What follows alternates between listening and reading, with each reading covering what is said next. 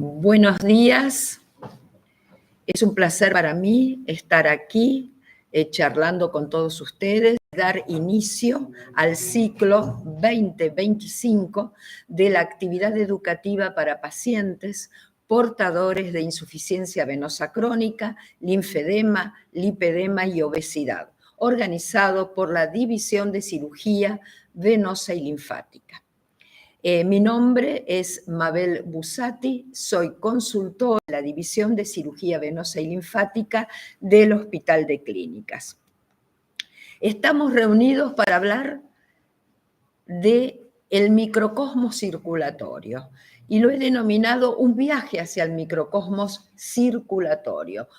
¿Por qué? Porque es allí donde radican las diferencias que llevan a determinadas enfermedades. ¿Todas las piernas hinchadas son iguales? No, de ninguna manera. Cada una tiene su causa en particular.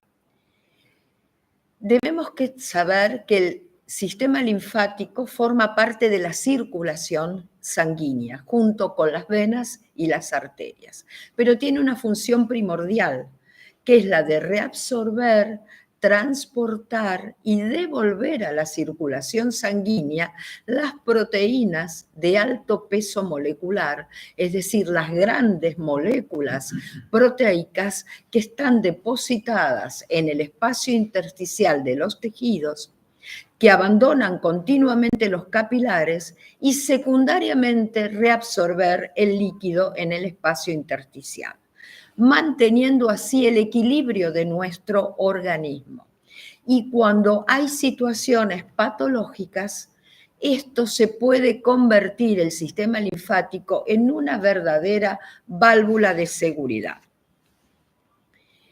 ¿Cómo definimos al linfedema? ¿Qué es el edema que se establece en una región del cuerpo por fallos de la circulación linfática? La definición enunciada por el profesor Feldy nos dice que es un edema que va a tener un alto contenido en estas proteínas de alto peso molecular, provocado por la disminución en el transporte del sistema linfático, combinado a una disminución también de la lisis de esas proteínas fuera del sistema linfático. La lisis es la fragmentación de esas grandes moléculas en moléculas más pequeñas para poder ser reabsorbidas. Otro profesor muy importante en el estudio e investigación del sistema linfático, el profesor Olszewski, hizo referencia a una definición donde marca cuál es la alteración que va a determinar esta disfunción linfática en el contenido del sistema linfático, donde va a haber una acumulación de líquido proteico que va a determinar un aumento de la masa del tejido adiposo, de los queratinocitos, de los fibroblastos y de la matriz extracelular. Con esto inferimos que en un paciente que padece linfedema va a haber también, además de la acumulación de líquido rico en proteínas de alto peso molecular, una transformación del tejido circundante. Y este es el microcosmos circulatorio, que está representado por el capilar venoso, el capilar arterial, el linfático, que es este de color amarillo, que se distribuye en los tejidos como dedos de guante, y el espacio intersticial, que el espacio intersticial no es una formación estática, no es algo estático, sino que es un componente dinámico que interviene en los intercambios de líquidos y de moléculas en el tejido. ¿Qué pasa cuando el aporte del sistema circulatorio es normal y está disminuida la capacidad de transporte del sistema linfático? ¿Qué sucede en el tejido? En el tejido hay un estancamiento de líquido. Estancamiento de líquido que lo podemos comparar con la inundación. ¿Por qué lo comparamos con la inundación? Porque el líquido es estático, se depositan los desechos. En el caso del linfedema son estas grandes moléculas. Y eso ocasiona una serie de situaciones que llevan a la aparición del linfedema. ¿Qué pasa cuando el linfático es normal? Cuando el linfático es normal, pero hay un exceso de líquido por falla en la circulación venosa. ¿Qué sucede? Se va a provocar un edema donde va a ser pobre en esas proteínas, no va a tener esas proteínas, y va a haber mucho líquido, y lo comparamos con el cauce de un río. Esta es la gran diferencia entre un edema de origen linfático y un edema de origen venoso. Las dos piernas se hinchan, pero la situación es completamente diferente. ¿Qué sucede cuando este edema es linfático? Recuerden ustedes la imagen de la inundación. Dijimos que había desechos que se depositan y que no son removidos. Eso va a llevar a un daño estructural con fibrosis de la piel, engrosamiento de la piel por este depósito de proteínas de alto peso molecular. Es lo que ocurre en el linfedema, en el flebolinfedema, porque también existe un linfedema secundario a una insuficiencia venosa no tratada, en la filariasis, que es una parasitosis, en contraposición al edema venoso, que dijimos que es por exceso de fluidos. El linfático es normal, pero hay un exceso de fluidos. Entonces vemos que el edema de estos pacientes, la piel es brillante, estirada, blanca, no hay daño estructural en la piel. Y esto ocurre en enfermedades generales como la cardiovascular, renal crónica, en el síndrome metabólico y en la insuficiencia venosa. El linfedema finalmente es un signo de una enfermedad que puede ser primaria o puede ser secundaria. Decimos primaria cuando se nace ya con esa disfunción linfática. Hay enfermedades congénitas, hay enfermedades familiares que se transmiten y luego se desarrollan en la primera parte de la vida. Y también puede ser secundario. Cuando decimos secundario decimos que el sistema linfático es sano, el individuo tiene un sistema linfático sano, pero que por otra causa este sistema se enferma, como puede ser una infección, que puede ser bacteriana, parasitaria, puede ser un traumatismo, puede ser una cirugía oncológica. Hay diversas causas. La insuficiencia venosa no tratada puede llevar a un linfedema secundario.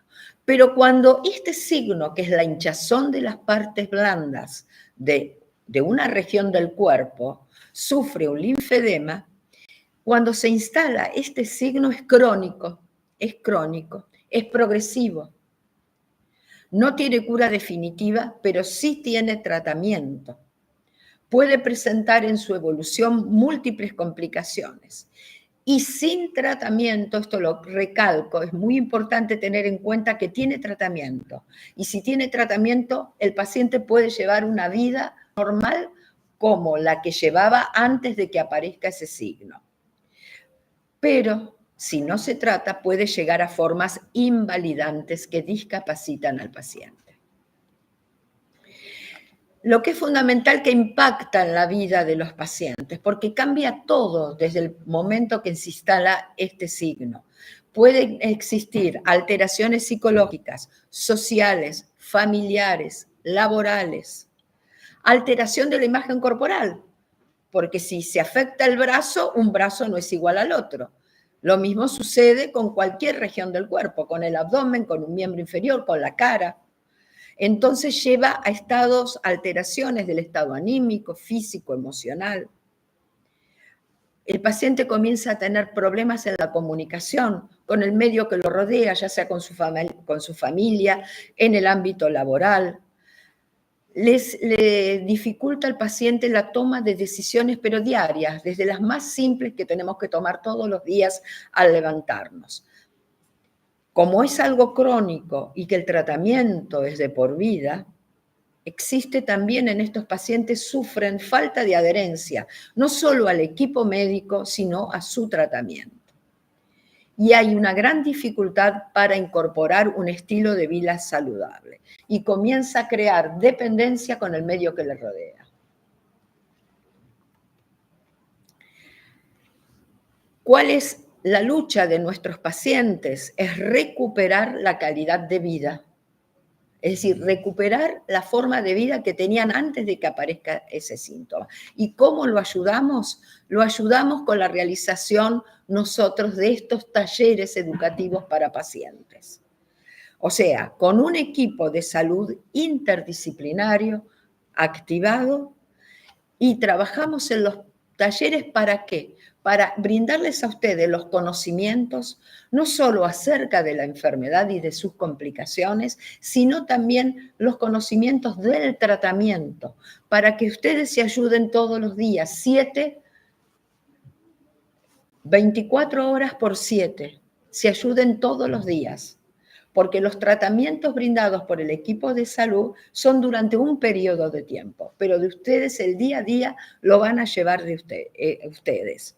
Entonces, la interacción entre el equipo de salud y el paciente, que llamamos paciente eficaz, que es el paciente que logramos que aprenda todos los conocimientos que volcamos en estos talleres, vamos a obtener resultados clínicos terapéuticos optimizados, que va a redundar en el bienestar de ustedes y en la salud y en la calidad de vida. La Organización Mundial de la Salud habla que hay más de 300 millones de pacientes que padecen algún tipo de linfedema y enunció la Organización Mundial de la Salud protocolos innovadores para el tratamiento de enfermedades crónicas y hace hincapié en el automanejo de la enfermedad. En el año 2019 recién se incorporó en la Organización Mundial de la Salud el linfedema con todas sus variantes dentro de esta clasificación de la Organización Mundial de la Salud, en todas sus formas: paniculitis, lipodistrofias, trastornos no inflamatorios de la grasa, hipertrofia grasia, lipomatosa, lipedema, celulitis y linfedema primario, secundario y en todas sus variedades. En la Argentina se presentaron 3 proyectos de ley para conseguir en las distintas cámaras de senadores y diputados para promulgar la ley del linfedema, que incluya al linfedema en el programa médico obligatorio y las prestaciones del tratamiento. Esto es para lograr que cada uno de ustedes, de acuerdo a la cobertura que tengan, puedan ser cubiertos los tratamientos, porque los tratamientos son de por vida y a largo plazo. Entonces, es importante la cobertura médica. Las herramientas con las que contamos para ayudar a nuestros pacientes son los talleres, porque nosotros creemos que en los talleres podemos afianzar la relación médico-paciente, favorecer la adherencia de ustedes con el equipo de salud y con el tratamiento, generar lo que dimos en llamar el paciente eficaz, que es aquel paciente conocedor, hábil y práctico que eficazmente obra para mejorar su salud, obteniendo, como dije anteriormente, resultados clínicos mejorados.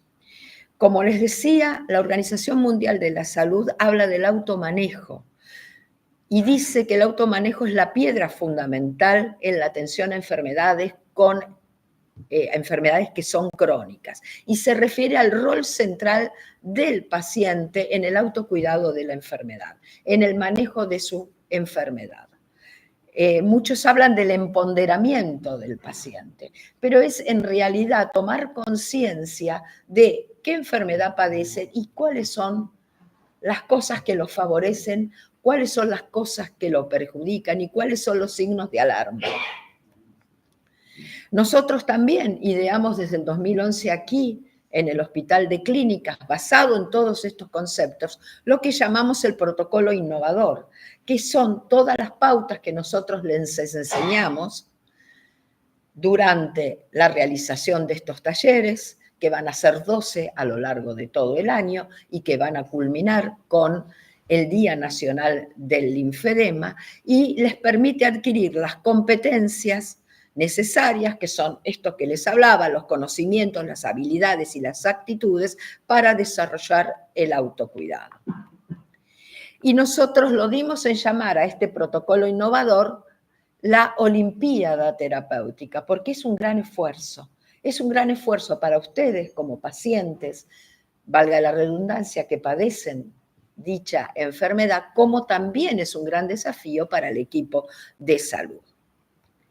Y el tratamiento básicamente se basa fundamentalmente en respiraciones abdominales, las automaniobras de aperturas ganglionares para poner en marcha al sistema linfático, los ejercicios miolinfoquinéticos personalizados y adecuados a cada paciente, la compresión, que es fundamental, ya sea en forma de vendas, en forma de dispositivos autoajustables con velcro o en forma de medias o mangas de contención de acuerdo a la fase en que el paciente se encuentre, y el trabajo grupal. El trabajo grupal que hacemos aquí en los talleres, y lo que es importante es el grupo de WhatsApp, donde todos ustedes están en contacto entre sus pares y con el equipo de salud. Esto es lo que les refería en las series que vamos a realizar de tratamiento, que ya lo mencioné, y las distintas opciones de tratamiento, que en realidad no es una sola, sino son todas. El drenaje linfático seguido del vendaje, el taping también se puede utilizar. El taping, ustedes saben que son cintas elásticas autoadhesivas que no contienen medicación ni ninguna otra sustancia, sino que ejercen una atracción de la piel, estirando lo que es la dermis superficial y las terminaciones linfáticas de la red superficial, permitiendo el pasaje del líquido del intersticio hacia adentro del capilar linfático.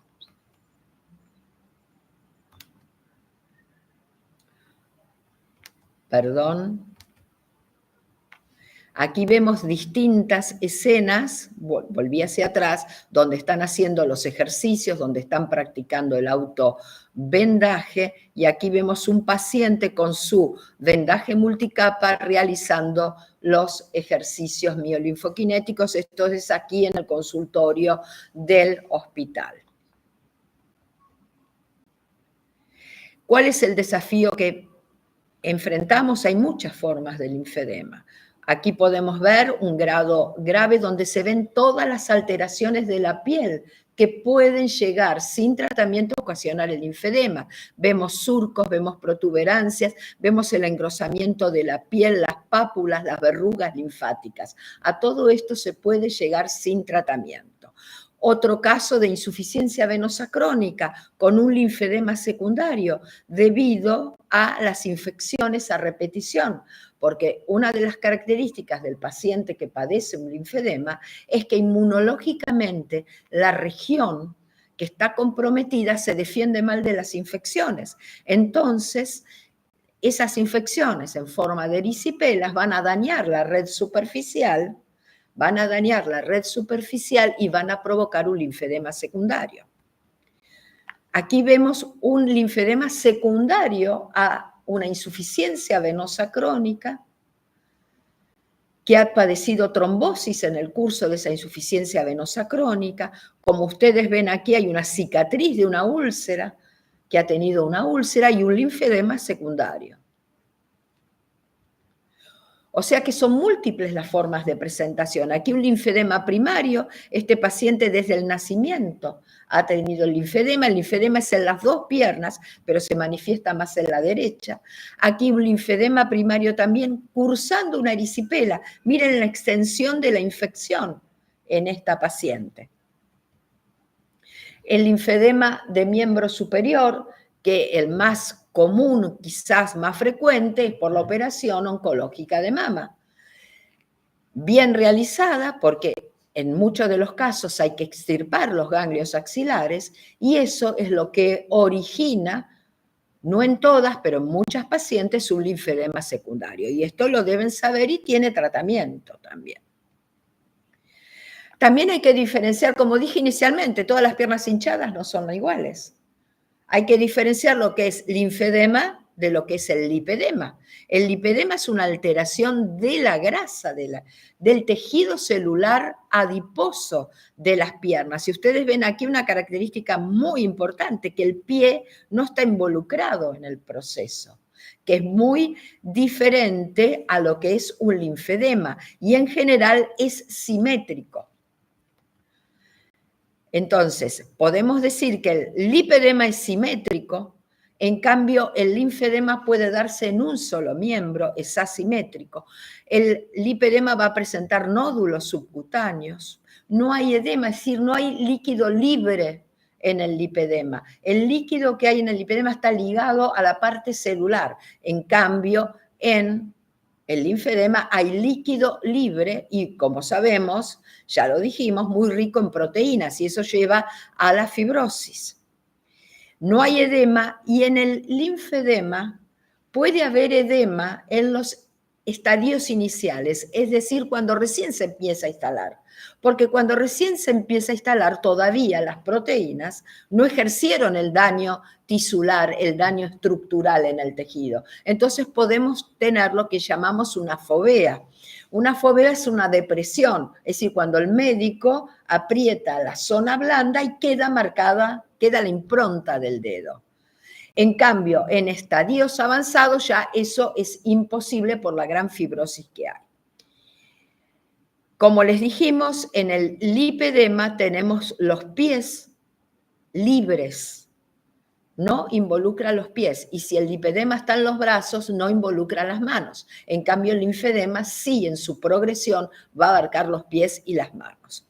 Y hay un signo muy conocido en el linfedema, que es el signo de Stemmer, que cuando uno quiere plicar la piel de los dedos, la quiere pellizcar, no puede hacerlo por la gran fibrosis. En cambio, en el lipedema, como eso está libre y no hay fibrosis, uno puede hacer la aplicatura normalmente. Dije recién que una de las características de los pacientes que padecen el linfedema es las infecciones a repetición, porque no se defienden bien. Pero recordemos que también puede ocurrir una erisipela en un paciente con lipedema. Ocurre una erisipela y se va a transformar ese lipedema, que inicialmente era un lipedema puro, por el daño que ocasionó la erisipela, va a pasar a ser un lipolinfedema y puede tener estas características. Por eso los cuidados y el conocimiento de esto a ustedes les hace tener signos de alarmas que les llaman la atención y que concurren al médico en forma precoz. También la obesidad a tener en cuenta. La obesidad es uno de los enemigos más grandes del linfedema. Es la peor asociación porque cronifica más el linfedema, es productora, la obesidad también causa linfedema y habla de un mal pronóstico en el tratamiento. Pero tomando las riendas, los pacientes pueden ser tratados y aquí vemos los resultados con el tratamiento adecuado. Pero también debemos combatir la obesidad por este motivo. Aquí vemos cómo esta paciente que concurrió al hospital en estas condiciones puede, gracias al tratamiento, empezar a moverse y a deambular. Porque esta paciente llegó en camilla al hospital, pero está de pie caminando. Eso es lo importante.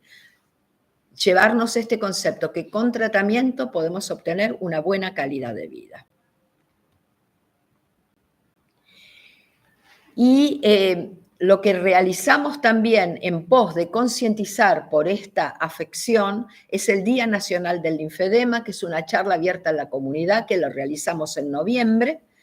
Lo vamos a realizar aquí en esta misma aula, en el aula 70, en el Hospital de Clínicas. Ya indicaremos las fechas correspondientes. Acá algunas imágenes de las jornadas realizadas en este hospital en conmemoración del Día Nacional del Linfedema. Y bueno, no tengo nada más que decirles, nada más que muchas gracias y mostrarles cuál es la realidad de nuestros pacientes versus la ficción de la no visibilidad por parte de los sistemas de salud y las políticas sanitarias. Muchas gracias a todos ustedes por estar presentes.